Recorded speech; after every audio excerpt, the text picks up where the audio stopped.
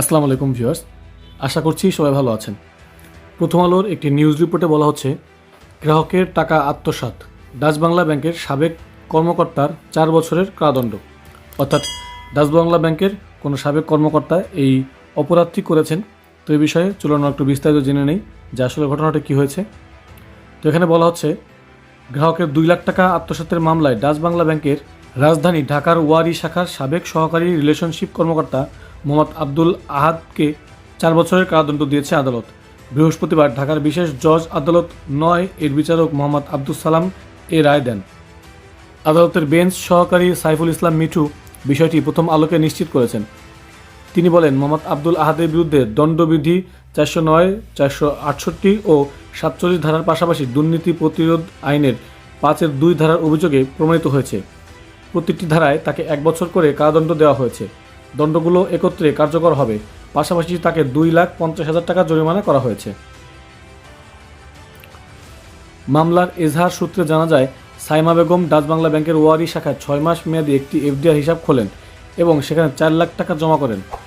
2020 সালের 26 জানুয়ারি মেয়াদ শেষে ওই টাকা উত্তোলন করে পুনরায় 2 লাখ টাকা জমা দেওয়ার জন্য তিনি আব্দুল আহাদের কাছে দেন। আহাদ তাকে জমা স্লিপ দেন।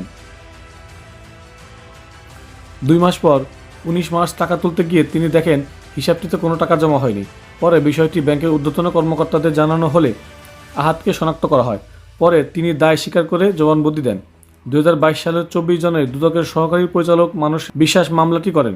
তদন্ত শেষে 2023 সালের 14 মে অভিযোগপত্র দাখিল করেন দুদকের তদন্ত কর্মকর্তা।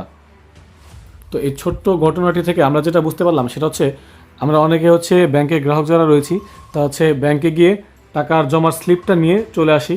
আসলে এই বিষয়টা আমরা নিশ্চিত হতে পারি না যে আমাদের ব্যাংক অ্যাকাউন্টে টাকা জমা হয়েছে কিনা।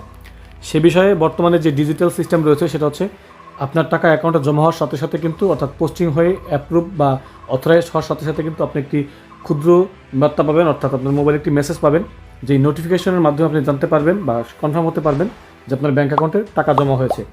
তাছাড়া ব্যাংকের ভাউচার কমপক্ষে 2 জন অফিসার দ্বারা স্বাক্ষরিত হতে হবে। অনেক সময় ক্যাশিয়ার বা যিনি জুনিয়র অফিসার থাকেন তিনি কিন্তু ক্যাশ টাকাটা রেখে তার স্বাক্ষরটি দিয়ে আমাদের ভাউচারটা দিয়ে দেন। সেক্ষেত্রে আমরা ওই ভাউচারটা নিয়ে চলে আসি বা মনে করি যে টাকাটা জমা হয়ে গেছে। কিন্তু এই বিষয়ে আমাদের আরেকটু সতর্ক হওয়া দরকার। সেটা হচ্ছে, কমপক্ষে একজন ক্যাশিয়ার এবং একজন অথরাইজ বা অ্যাপ্রুভাল অফিসারের সাইন লাগবে। শুধুমাত্র তাহলেই ওই ভাউচারটা বৈধ বা অথরাইজড বলে গণ্য করা হবে। তা না হলে কিন্তু আমরা ওই ভাউচারের উপর আমরা সম্পূর্ণ আস্থা রাখতে পারি না। এবং তাছাড়া যেটা বললাম যে আপনি মোবাইলের মাধ্যমে নোটিফিকেশন পাবেন, মোবাইলে SMS এর মাধ্যমে নোটিফিকেশন পাবেন, বা আপনি একটি বার্তা পাবেন যে জানতে পারবেন যে আপনার অ্যাকাউন্টে কত টাকা জমা হয়েছে এবং টোটাল আপনার অ্যাকাউন্টে কত টাকা ব্যালেন্স রয়েছে। তো এভাবে সতর্কতা অবলম্বন করলে কিন্তু এই অপরাধগুলো ব্যাংক কর্মকর্তারা করতে পারবে না।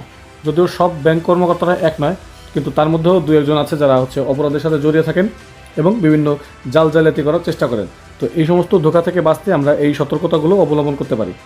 তো ব্যাংকিং হোক নিরাপদে এবং আস্থার সাথে, এই আশা ব্যক্ত করে আমরা আমাদের আজকে ভিডিও শেষ করছি। ভিডিওটি ভালো লাগলে অবশ্যই একটি লাইক দেবেন, ফ্রেন্ডদের সাথে শেয়ার করবেন এবং এই ধরনের ব্যাংকিং নিউজ এবং ব্যাংকিং আপডেট পেতে অবশ্যই আমাদের চ্যানেলটি সাবস্ক্রাইব করুন এবং চাইলে আমাদের চ্যানেলটি ভিজিট করে আরও ভিডিও রয়েছে সেগুলো দেখে আসতে পারেন। তো আজকের আয়োজন এ পর্যন্তই। দেখা হচ্ছে নেক্সট ভিডিওতে। Till then take care self. আল্লাহ হাফেজ।